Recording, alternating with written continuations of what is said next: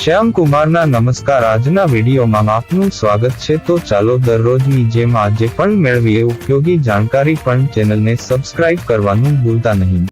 દિવસમાં એક જ વાર જમવું, જેને સામાન્ય રીતે 1 meal a day તરીકે ઓળખવામાં આવે છે, તે એક પ્રકારનો આંતરાયિક ઉપવાસ છે.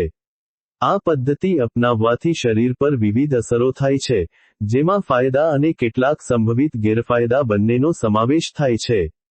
દિવસમાં એક જ વાર જમવાના સંભવિત ફાયદા. વજન ઘટાડવામાં મદદ. જ્યારે તમે દિવસમાં એક જ વાર ભોજન લો છો, ત્યારે કેલરીનું કુલ સેવન કુદરતી રીતે ઘટી જાય છે. આનાથી શરીર ચરબીનો ઊર્જા તરીકે ઉપયોગ કરવાનું શરૂ કરે છે, જે વજન ઘટાડવા માટે ફાયદાકારક છે. તે ઇન્સ્યુલિન સંવેદનશીલતા સુધારે છે, જે વજન વ્યવસ્થાપન અને મેટાબોલિઝમ ચયાપચય માટે મહત્વપૂર્ણ છે. મેટાબોલિક સ્વાસ્થ્યમાં સુધારો. લાંબા સમય સુધી ઉપવાસ કરવાથી ઇન્સ્યુલિનનું સ્તર સ્થિર રહે છે, જે ટાઈપ 2 ડાયાબિટીસનું જોખમ ઘટાડવામાં મદદ કરી શકે છે.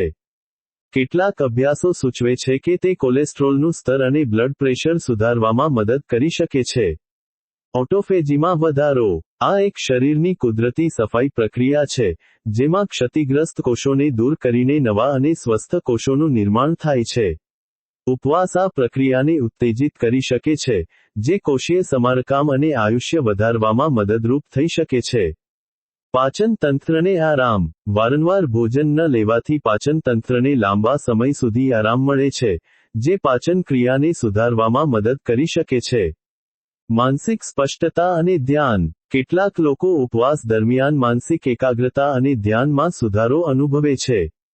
સરળતા અને સગવડ. આ પદ્ધતિ ભોજનની યોજના બનાવવામાં, તૈયાર કરવામાં અને ખાવામાં સમય બચાવે છે, જે ઘણા લોકો માટે અનુકૂળ હોય છે. દિવસમાં એક જ વાર જમવાના સંભવિત ગેરફાયદા અને જોખમો. પોષક તત્વોની ઉણપ.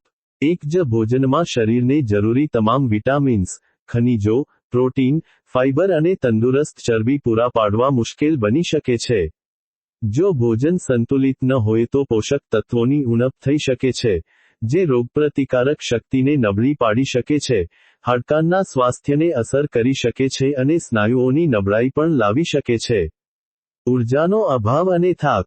કેટલાક લોકોને શરૂઆતમાં થાક, ચક્કર આવવા, નબળાઈ અને ઓછી ઊર્જાનો અનુભવ થઈ શકે છે, કારણ કે શરીરને નિયમિતપણે ઊર્જા મળતી નથી.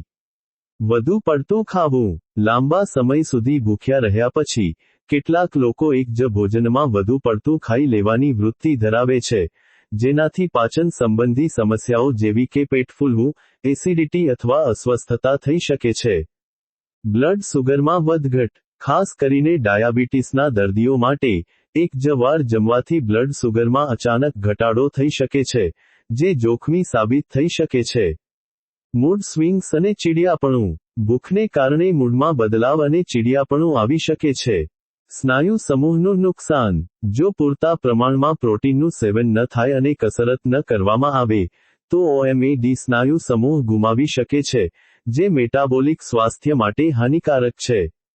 ઊંઘની સમસ્યા. કેટલાક લોકોને ભૂખને કારણે અથવા ભોજનના સમયપત્રકમાં ફેરફારને કારણે ઊંઘમાં ખલેલ પડી શકે છે. દિવસમાં એક જ વાર જમવાની પદ્ધતિ દરેક વ્યક્તિ માટે યોગ્ય નથી.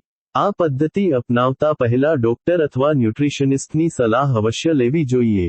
નિષ્કર્ષમાં, દિવસમાં એક જ વાર જમવું કેટલાક લોકો માટે ફાયદાકારક હોઈ શકે છે, ખાસ કરીને વજન ઘટાડવા અને મેટાબોલિક સ્વાસ્થ્ય સુધારવા માટે. પરંતુ, આ પદ્ધતિ અપનાવતી વખતે સંતુલિત અને પૌષ્ટિક આહાર લેવો અત્યંત મહત્વપૂર્ણ છે અને કોઈપણ ગેરફાયદાથી બચવા માટે વ્યાવસાયિક સલાહ લેવી હિતાવહ છે.